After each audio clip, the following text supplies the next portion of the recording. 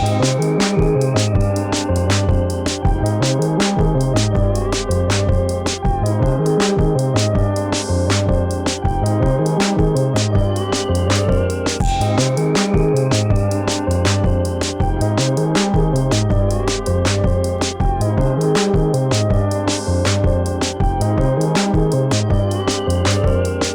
yo, yo. What up, everybody? It's your boy Kenny bringing you another spoiler filled recap, baby.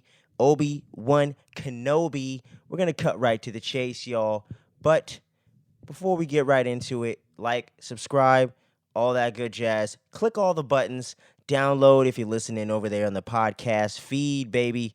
We trying to get those views up, the downloads up, the subscriber numbers up. It's only going to help the show grow the community so we can get with a lot more dope geeks like y'all out there in the fandom community. So let's get right into this thing, man. Obi-Wan Kenobi, one of the most anticipated, projects in the world of fandom, if you will, that was set to drop this year in 2022.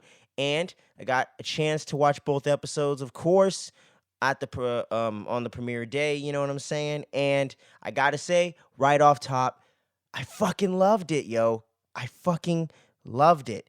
And I gotta say, I did like the first episode a little more than the second. We're gonna get more into that in a bit, but overall, I've really enjoyed what Deborah Chow, Dave Filoni, Jon Favreau, the whole team over there at Lucasfilm has cooked up so far for this Kenobi series, man. So it's picking up 10 years after Revenge of the Sith. You know what I'm saying? So in real time, it's been 17 years, but in the canon of the Star Wars universe, if you will, it has been 10 years. And Ben Kenobi, as he calls himself now, as we all know, from A New Hope, the OG trilogy and all that, he goes by Ben Kenobi now. He's deep in hiding, trying to keep a low profile, if you will. But he's also just giving up hope on, oh man, he's giving up hope on the Jedi as a whole, the whole Jedi Order, the Force. He's closed himself off from it, and he's just trying to live a normal life and just get away from the past and the failure of the Jedi. And he's just lost all his faith, you know what I'm saying? And he's working at some meat factory or something like that. But one of the things I have to highlight here, too, right off top, was the opening scene that takes place right at the beginning of Order 66, and you're at the Jedi Temple on Coruscant, where it picks up with some younglings in the middle of doing some, like, meditation or forms or something like that, and then all hell just breaks loose. Order 66 has officially been ordered by Darth Sidious himself. We got clone troopers busting up in there, trying to shoot up their master. She's doing the best they can, or she can, to block all the shots and everything like that, and you get this really dope one shot just tracking all the way through the hallway into the Jedi Temple until inevitably the Jedi Master does get taken out. But that whole sequence, man, was such a dope way to kick this thing off, man. And it just puts you in the mindset of where we're at and just catching you up on what happened right before and right at the end of Revenge of the Sith. And I love that whole recap at the beginning, too. Just recapping the whole prequel trilogy and really highlighting Obi-Wan's journey, of course, and Anakin Skywalker and their relationship together and how it all fell apart, you know what I'm saying, and his whole descent into the dark side. So I loved all of that stuff. Everything really started off strong there in the first episode. And like I said before, I love this first episode. There's really nothing much I can really complain about, if anything at all, man. You just really get a sense of where Kenobi is at in his day-to-day life, man. And you do get a quick shot of young Luke, you know what I'm saying, while he's kind of looking out on him with the little, space-age binoculars, if you will. And he's looking in on Luke and Uncle Owen and making sure they're okay and everything like that. And then he drops off this little toy or whatever for Luke. And then he ends up getting confronted later on by Uncle Owen, played by the great Joel Edgerton himself, back in the role from Revenge of the Sith, back up in here to reprise it. And he's doing a great job as well in that whole confrontation between him and Obi-Wan in the little town square or whatever in Tatooine. And, man, it's a heated debate. He's like, dude, leave us alone. Keep your weird shit away from us. And he's like, hey, man, I'm just trying to look out for him. when he gets old enough, he needs to be properly trained. He needs to see the galaxy and everything that's out there. And he's like, oh, so you want to train him just like you did his father, huh? And I'm like, ooh, throwing shade at the boy, man. And Obi Wan Kenobi, you could see on his face, like, damn, he's got me there. You know what I'm saying? But overall, man, I just love the way this is picking up, and you get a lot of the slow build up and just getting a sense of where the character of Obi-Wan is at in his journey and in his life at this time. But once we go from there, we get one of the dopest reveals so far in the series as of right now. Young Princess Leia, baby, is up in this thing. We get our first real look at Alderaan in its height of its powers, you know what I'm saying? A full 10 years before it gets blown up in the in episode 4. So that's fucking awesome. You finally get to see that, and long-term Star Wars fans like myself have always wanted to see Alderaan. So it was really cool getting to see that. And then you get to see Jimmy Smits playing, Bail Organa once again. You get introduced to Leia's adopted mother, Bail Organa's wife. I don't know her name, though. But I like that actress that was in that role as well. I like their whole dynamic as a family. And the young actress that plays Leia, man, she is doing a phenomenal job. She totally feels like the Princess Leia, the General Leia that we've come to know throughout the original and sequel trilogy. You know what I'm saying? She really gets the spirit and really gets the rebelliousness. The the wittiness. Snapping back at people, and just the whole attitude of what Carrie Fisher brought to the world of Princess Leia and what that character came to be. This girl really captures that, and I got to get her name and throw this up in the video somewhere later on in the edit, because man, she does a great job. She is one of the best recasts of any role in Star Wars yet. Man, I really hope we actually get to see just a little bit more of her throughout this series. Not too much, I hope, but maybe a little bit more, or maybe just get to see her again, do something else in this timeline. But anyways, moving right along here, don't forget about the introduction to the Inquisitors, man. The Grand Inquisitor, and you get the fifth brother, played by the guy that plays Han in the Fast and Furious franchise. I'll throw his name in there. My bad. Didn't do that research beforehand.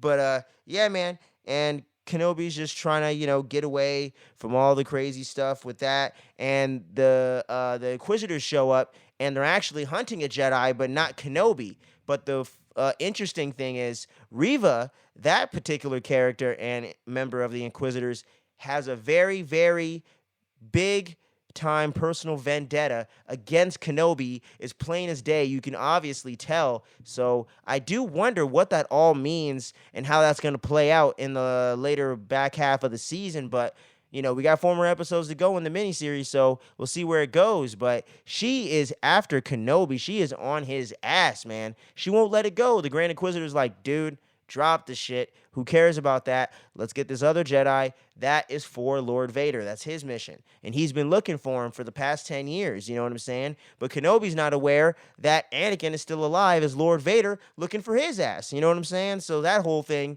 comes to a head in episode 2, but we'll get to that in a bit. But man, that whole thing right there with them hunting the Jedi and the whole monologue that the Grand Inquisitor was giving at his introduction in that scene there, where the Jedi code is like a itch. They can't resist helping someone in need. You know what I'm saying? And I love that whole thing with them playing on the compassion of the Jedi and using that to kind of weed them out and get them to reveal themselves is so damn smart, and plays into the Inquisitors and the way that they were set up previously in Clone Wars or Rebels, or just Rebels. I can't remember, but the way they were set up in Rebels and the whole lore around the Inquisitors was definitely very consistent here. So definitely want to give Deborah Chow a shout out on that. They did a great job with that in the writing department right there. And then that whole thing goes down, and then Owen actually backs up Kenobi in a later confrontation with the Inquisitors as well, and doesn't reveal his identity, in that he knows that another Jedi is there after they've already taken care of the other Jedi. You know what I'm saying? And that whole confrontation between Obi Wan Kenobi and that Jedi the night before he ended up getting hung in the middle of the town there, where he asked Kenobi for help and recognized who he was, but Kenobi tried to like kind of brush him off and told him to kind of fuck off in a way, and that he didn't really know him, and told him to just move on and get over all that stuff in the past and all that good jazz. So that was very shocking and very surprising. So I was like, damn, man, Kenobi is just in a really dark and like just in really just he's at his lowest, you know what I'm saying? And it's really sad to see, but it totally makes sense after everything that happened with Order 66 at the end of Revenge of the Sith and the whole confrontation with Anakin, you know what I'm saying? So all that just really played in well, and I just really loved all the character building with Obi-Wan Kenobi overall, and just the whole setup and getting this series going on the right foot was just so well done, man. And I gotta say, also, we got a quick C-3PO cameo on Alderaan, which was pretty cool. Don't think we saw R2-D2, though. At least I didn't spot him, but let me know in the comments if you guys did out there. But, man, it was so awesome. But moving on from there, the one thing that's going to get Kenobi out of hiding, Leia is kidnapped on her planet over there on Alderaan by none other than Flea himself from Red Hot Chili Peppers and two other random weirdos. Kidnap her, and then they have to put out a ransom for her ass.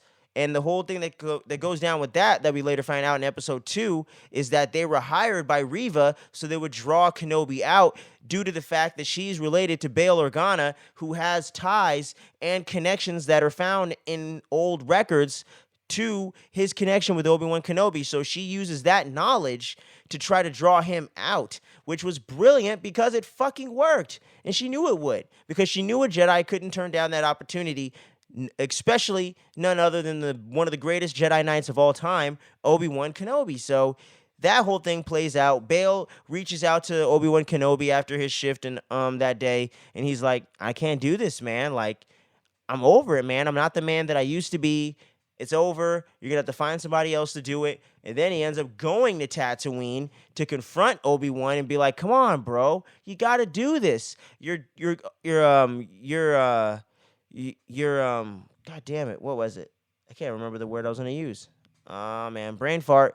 But the promise you made to take care of these kids doesn't just apply to Luke, it applies to Leia, And you can't just leave her behind in her time of need. You got to go out there and do the right thing. You know what I'm saying?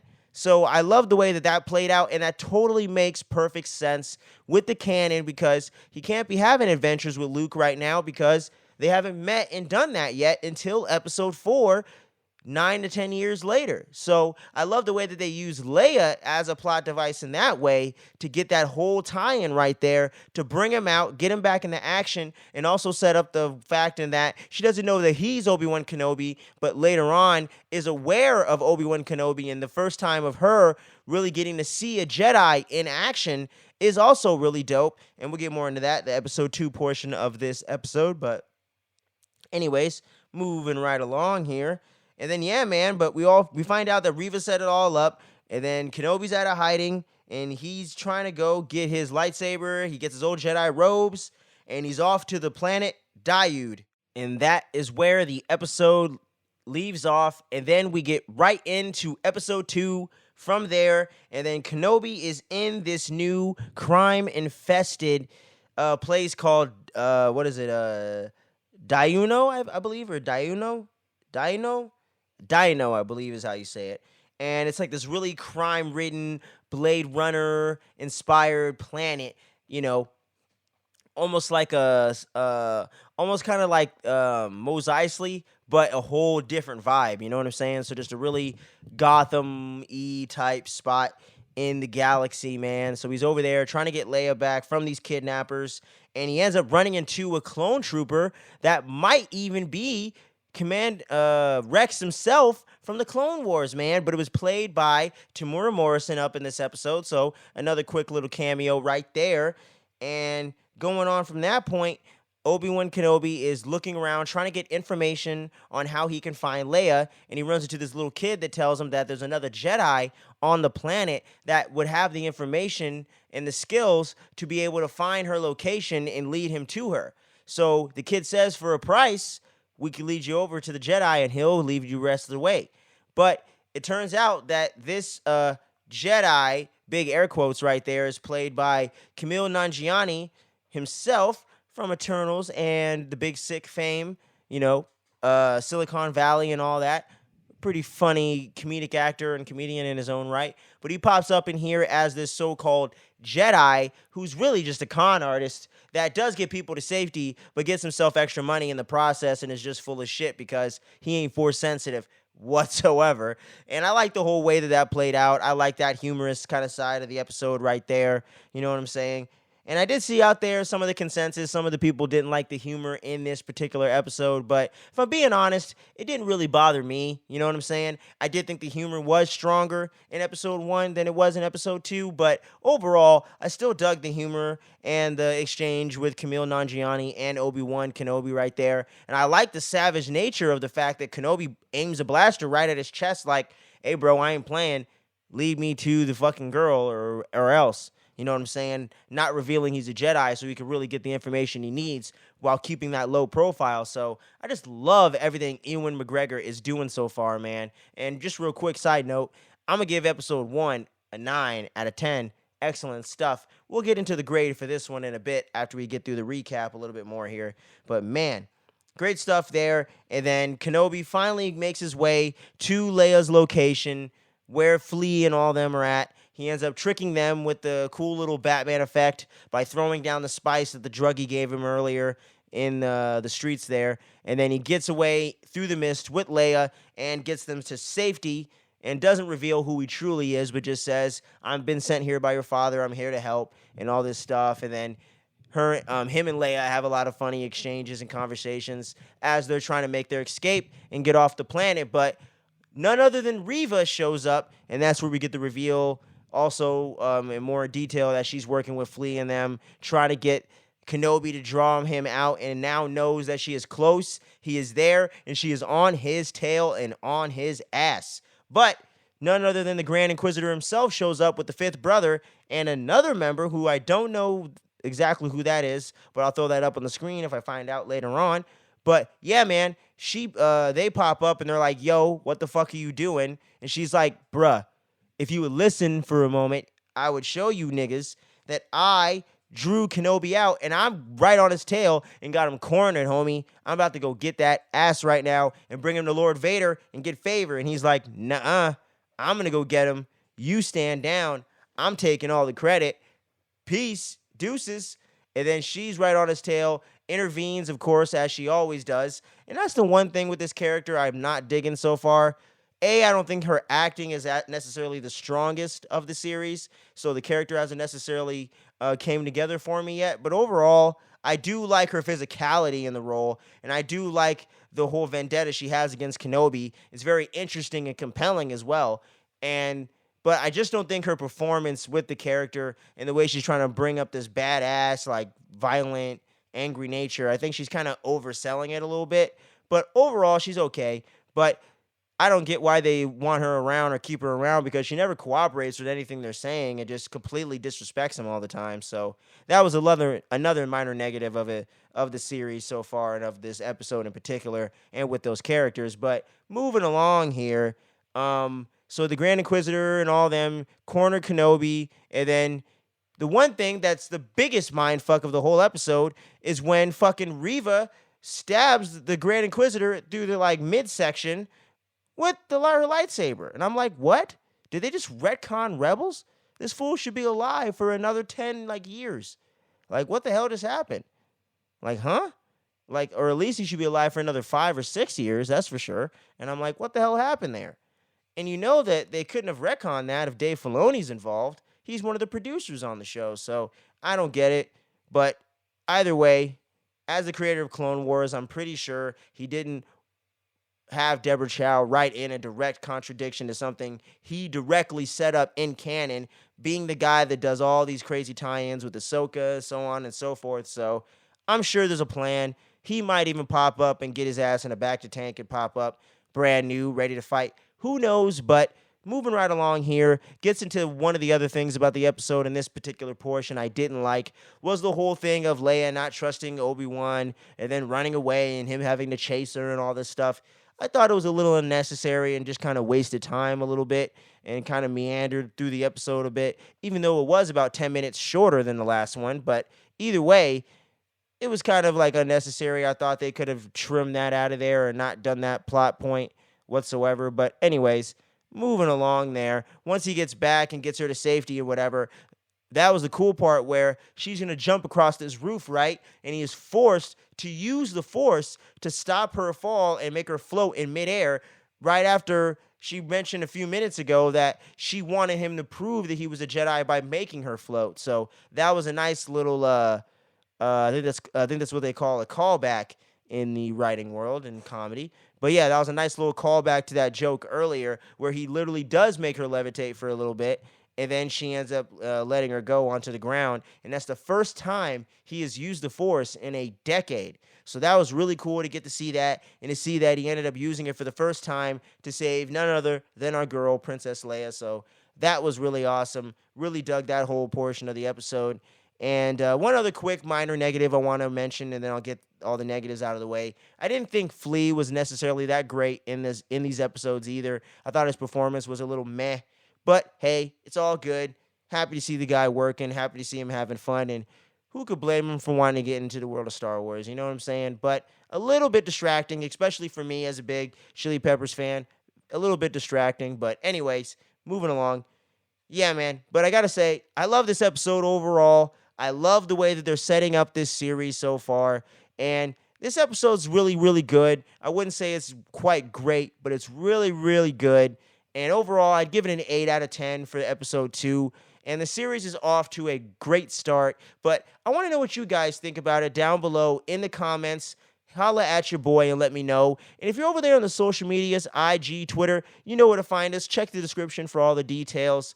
Follow us over there. Hit us up and let us know what you thought about Kenobi, man. We're going to have a lot of dope content coming straight into your feed, coming straight at you guys, all during the month here, going in from the end of May into June. We got Stranger Things Season 4 Part 1. That recap's coming at you guys next week. We got The Boys Seasons 1, 2, and 3. We got reviews coming for that, recaps, all that good jazz for that coming as well. Miss Marvel's right around the corner. We're going to be covering that. We got some other great content in the works. I'm going to be recording over this weekend as the time and recording of this video. So make sure you stay tuned, you don't sleep, and you don't miss a single dose of this dopeness in your feed. And until next time, guys, peace.